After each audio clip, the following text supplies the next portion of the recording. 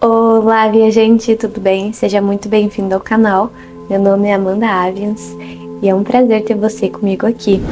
No vídeo de hoje a gente vai falar sobre algo que me perguntam bastante, que sempre estão comentando aqui embaixo nos comentários, deixando perguntas curiosas para entender onde que os comandos planetários estão, se eles estão na Terra, se estão fora da Terra, como que a gente pode entender melhor essa dinâmica.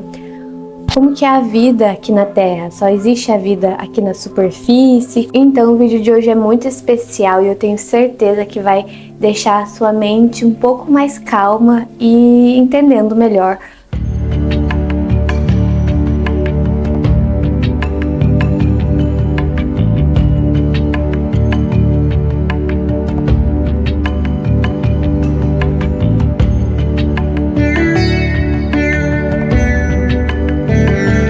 Nós estamos no planeta Terra, né? E nesse planeta Terra ele é subdividido em várias camadas. No interior da Terra existem civilizações lá, que um dia eu posso gravar um vídeo somente sobre a civilização intraterrena. São seres realmente da Terra, espíritos da Terra, mas que têm conexão com o cosmos. Muitas vezes eles fazem intercâmbios, vivendo em outros planetas, em outros sistemas, em outras dimensões também. Mas são seres originários da Terra vivendo na Terra. Então eles estão no interior da Terra. Inclusive no interior da Terra tem um cristal que representa cada um de nós aqui da superfície. O intuito desse cristal é ancorar a energia do espírito que está encarnado aqui, para ele ficar na Terra e para quando ele desencarnar, ele gravitar em outros domínios, mas ainda assim ter uma força magnética que puxa ele para a Terra. Aí depois nós chegamos aqui para a superfície. Na superfície é onde tem muito impacto do tempo, da Matrix e das mentes pesadas, da psicosfera. Então matéria é energia, porém uma energia condensada. E aqui na matéria nós interagimos com os seres humanos, com a própria natureza, né? Nós interagimos com tudo isso. E muitas vezes os espíritos que estão encarnados no corpo humano são espíritos de outros orbes, de outras estrelas, então tem uma mistureba. Assim como tem os seres da Terra encarnados no corpo humano, tem também extraterrestres encarnados no corpo humano, elementais também encarnados no corpo humano. E afirmar isso pode causar um pouco de confusão mental. Como assim o corpo humano não é da Terra? Sim, ele foi feito para as condições terrenas, assim como o corpo espiritual, os corpos espirituais, né? Eles foram moldados para as situações terrenas. Então é o que eu falo em vários vídeos aqui para vocês. É como se o nosso espírito fosse vestindo roupas. E essas roupas são os corpos espirituais. E assim como nas vestimentas que a gente conhece aqui na Terra, tem como a gente vestir uma vestimenta mais levinha, tipo uma roupa de seda ali, sem nada, só a roupinha mais levinha, como também tem como a gente vestir um monte de roupa e quase não conseguir mexer de tanta roupa que a gente tá vestindo. O corpo humano é isso, é como se a gente estivesse com um monte de roupa, né, a nossa consciência, tudo isso estivesse com um monte de roupa e num lugar bem fechado, numa caixa bem fechada, numa casinha bem pequenininha, assim. Isso é o que mais se assemelha para o espírito estar encarnado aqui no corpo humano, né? Pra gente entender aqui com a nossa mente. Então, se você quer entender mais sobre essas modificações genéticas, tem nesse vídeo aqui, um dos primeiros vídeos do meu canal, que eu falei mais sobre. Passando aqui da superfície, a gente tem o umbral 1 e o umbral 2. Umbral 1, o que é isso que eu fico falando em tantos vídeos? Eu fico falando, umbral 1, umbral 2. O que é isso, Amanda? Umbral 1 é onde tem as entidades mais densas. O que é isso, mais densa?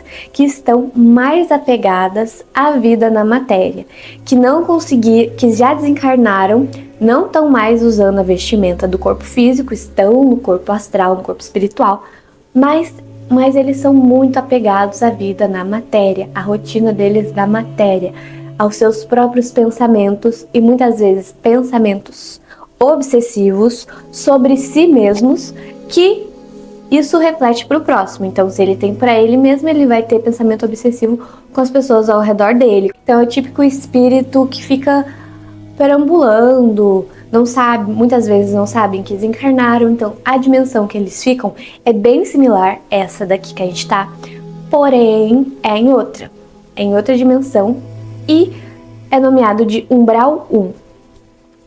Depois do umbral 1 tem o umbral 2, que é quando aquele espírito, ele já sabe que desencarnou, mas ele não queria ter morrido, e ele não aceita essa morte dele. Então, a vibração deles é muito igual. Isso que classifica as dimensões que eles estão vivendo, é o que eles estão vibrando. E assim, nenhuma experiência é sozinha, né? Tudo a gente compartilha. Então, espíritos que compartilham da mesma vibração se juntam, se agrupam e com o passar do tempo vai criando realmente esferas e dimensões. Então foi criada aí esse umbral 2 aí. Então umbral 1, umbral 2 são camadas densas, espíritos sofredores, com muita dor, muito pesar, peso na consciência. É uma sensação de aprisionamento muito forte, de sufocamento. Então, muitas vezes os espíritos mais densos que entram em contato com a gente, que aparecem pra gente, eles são espíritos que estão vibrando nessas dimensões e que na verdade eles muitas vezes não querem nem realmente fazer mal pra você, eles fazem tanto mal pra eles mesmos que eles acostumaram com isso, daí é normal, então ele vai fazer mal pra você, vai fazer mal pro outro. Então assim, quando a gente atinge algum nível de consciência sobre si, a gente vai entendendo que a gente também já foi aquele espírito e que aquele espírito que tá denso está em nós, porque a gente tá vibrando junto com ele, tá sintonizando, entendeu? Então tudo isso se entrelaça e você vira mais um intermediador de ajudar ele e encaminhar esse espírito. E encaminhar para onde, né? Antes da camada da luz, que é onde tem os mentores e tudo, tem ali uma camada que se chama penumbra. Nessa penumbra, é o próprio nome já diz, né? A penumbra tem um pouquinho de luz, dá para ver um pouquinho de luz, mas ainda tá denso. Esses espíritos que sintonizam com essa dimensão seria o que a Igreja Católica chama de purgatório.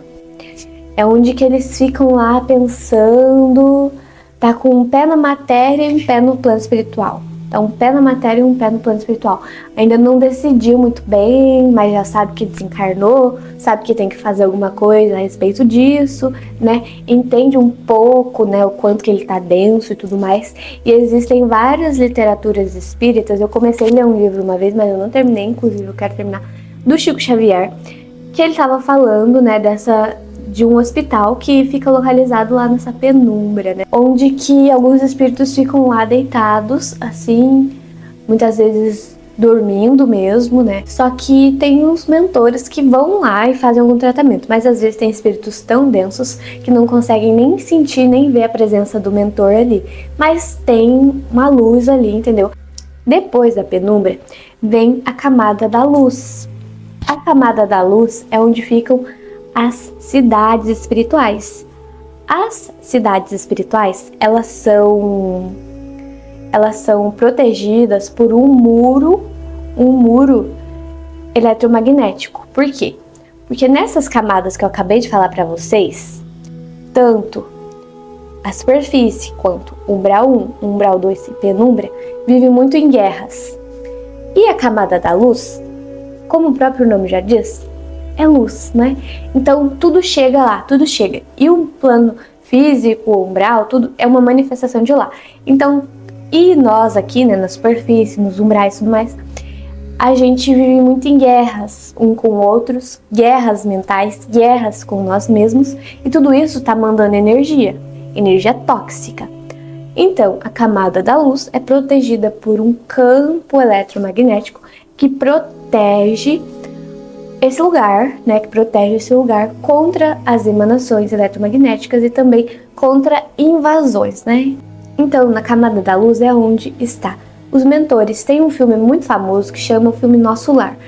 O filme Nosso Lar representa uma das cidades, porque existem várias cidades espirituais que estão localizadas nessa dimensão do plano da luz.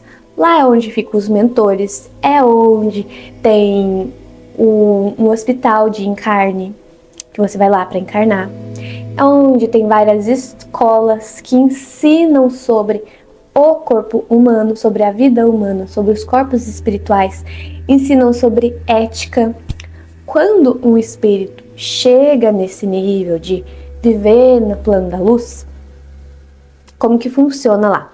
Não é que ele nunca vai poder sair de lá e vir para a matéria, visitar algum ente querido dele, né?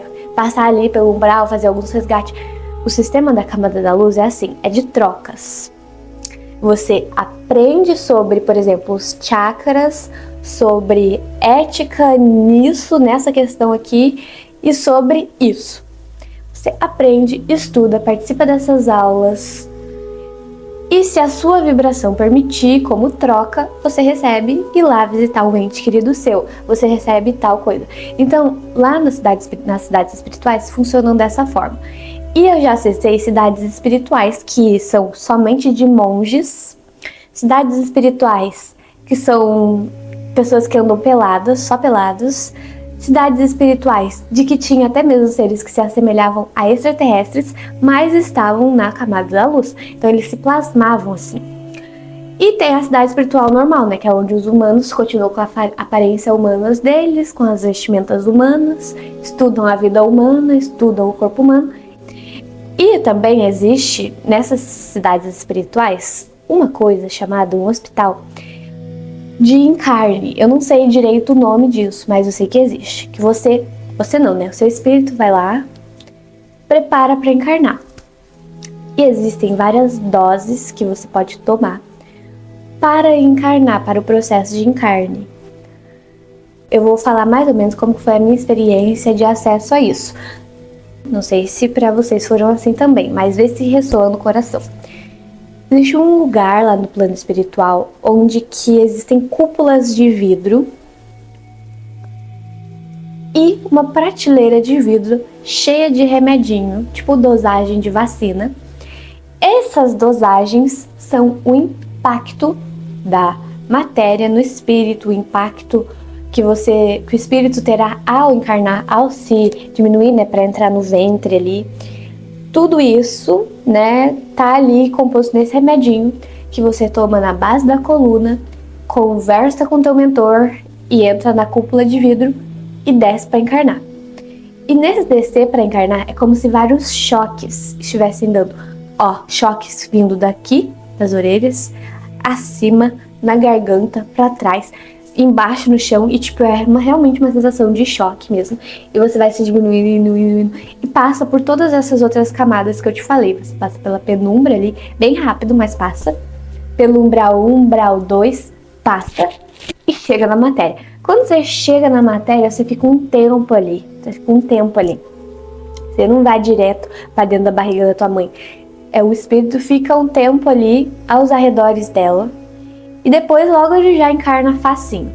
Então o processo de encarne é bem assim, é complicado. Por isso que não é fácil, assim, vai ter um filho muito rápido. Não é fácil, porque é todo um preparo e um espírito que tem que ter essa vontade, entendeu? Ou então é realmente uma coisa kármica, né, que ela tinha que vir, aí tem forças externas que influenciam elas. Mas também existem processos de encarne onde que a pessoa não...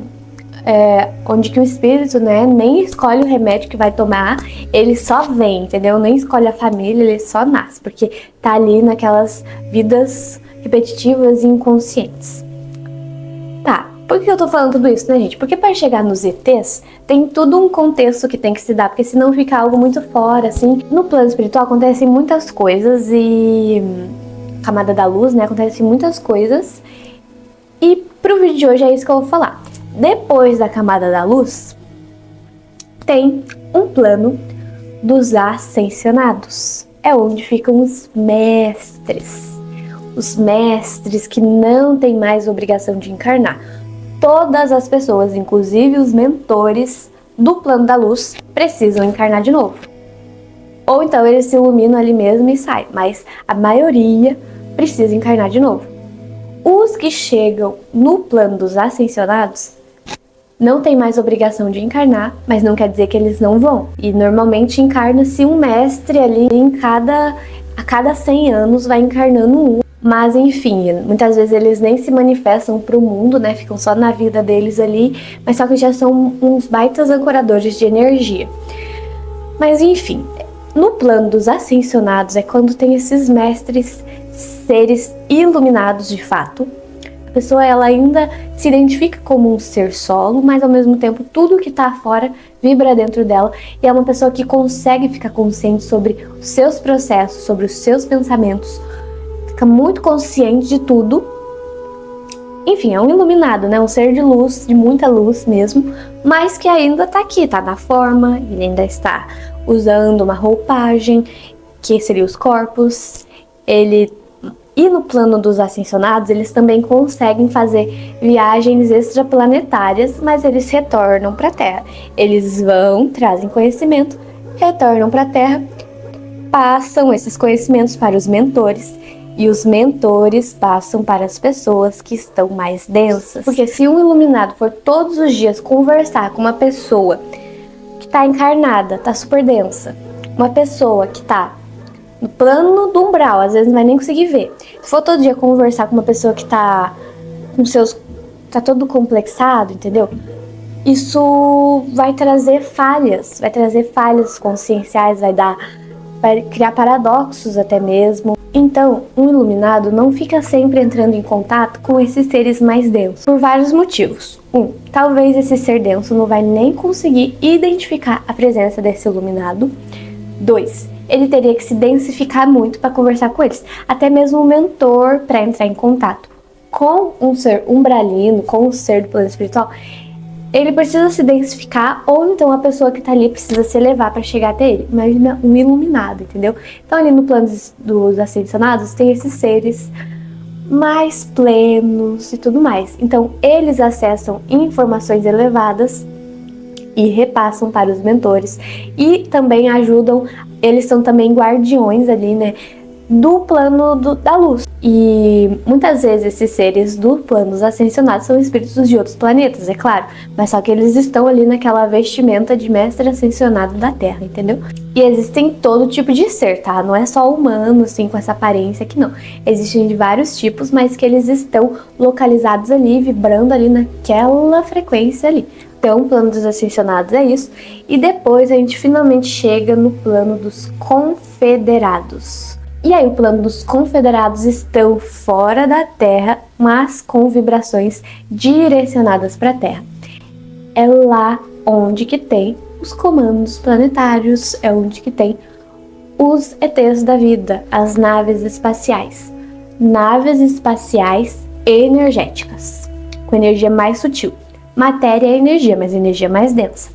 Naves com energia, mas energias mais sutis. Nesse plano dos confederados tem diversos comandos, tá? Diversos.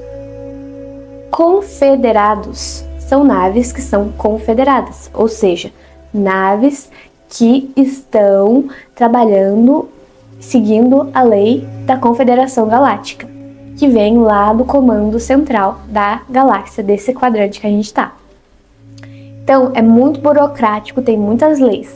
Existem comandos e frotas que não são confederados e que muitas vezes são rebeldes, mas existem também as naves confederadas, né, que são seres confederados, que é onde tem um comando muito famoso chamado Comando Ashtar.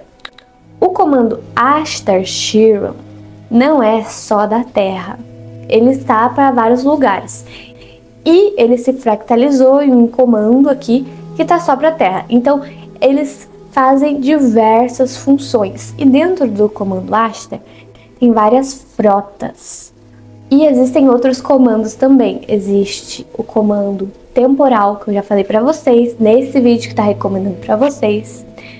Também existem comandos dos seres alienígenas mesmo, né, que eles têm as suas famílias estelares, seus sementes estelares encarnados aqui na Terra, ou lá no plano dos ascensionados, ou realmente no interior da Terra. Enfim, tem seres queridos encarnados aqui. E eles estão lá para prestar apoio, para prestar segurança, e inclusive tem vários espíritos que estão encarnados aqui na Terra que tem um corpo que tá nessa nave, entendeu? Que desperta lá nessa nave, vira e mexe, desperta lá, faz o que tem que fazer, volta a dormir numa cúpula também e retorna aqui pra Terra. Existem muito disso, tá? Existem muitos casos assim.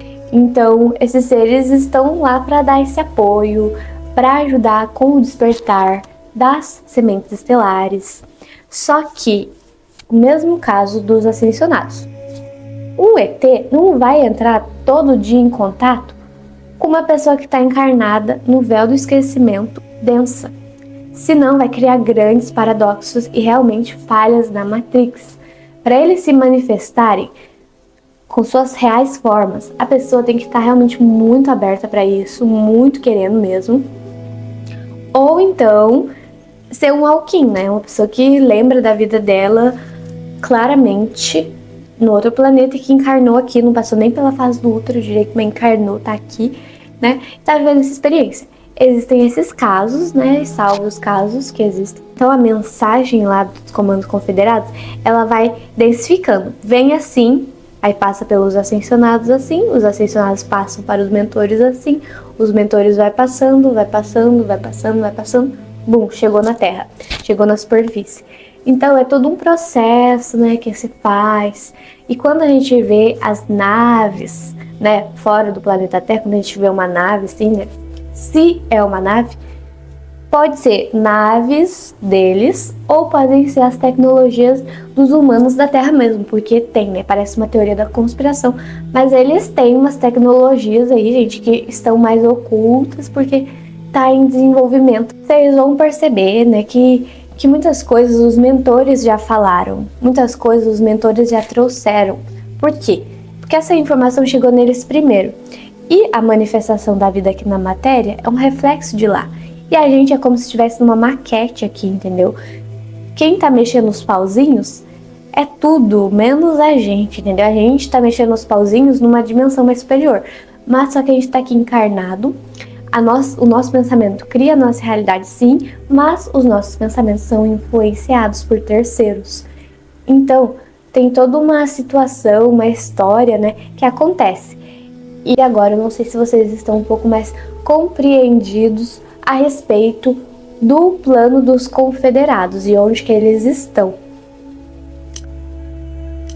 Para ter esse intercâmbio de projeção astral, você ir para uma nave, você viu por quantos lugares você tem que passar? E é claro que não é assim, você não vai passar por isso toda vez. Aí existem tecnologias, existem portais astrais, tubos energéticos astrais, onde que você passa por lá e pum, chega lá, entendeu? Mas só que passar por lá dá um friozão na barriga. As primeiras vezes que eu entrei num tubo energético para passar para a nave, né, para não ter que passar por todas as dimensões, né, os guardiões disso normalmente são os Blue Avians, guardiões desses portais são os Blue Avians. E muitas vezes esses Blue Avians se apresentam como entidades da Umbanda, tá? Exu, Preto Velho, por quê? Porque é a forma que o humano vai conseguir identificar. Então eles se apresentam assim, tá? Não é que todos os Pretos Velhos, todos os Exus são aviário azul. Se vocês gostarem muito desse assunto, eu posso gravar a parte 2, que aí vai ser só falando dos comandos, porque não tinha como eu soltar de uma vez só os comandos confederados sem antes passar por isso tudo, senão fica muito assim, eu vou lá pra nave, mas gente, é muito assim, ó, muito complexo, tem muito protocolo, né, a não sei que você passe pelo tubo, mas passar pelo tubo também é complicado. Então é isso, gratidão, e não se esqueça de se tornar membro aqui do canal para fazer uma aula de yoga semanal comigo, de ler o manual do viajante cósmico e de vir participar dessa cura, dessa terapia multidimensional dos Blue Avians, o Avians Codex. Então, gratidão e boa continuidade de vida para você, viajante do tempo. Fui!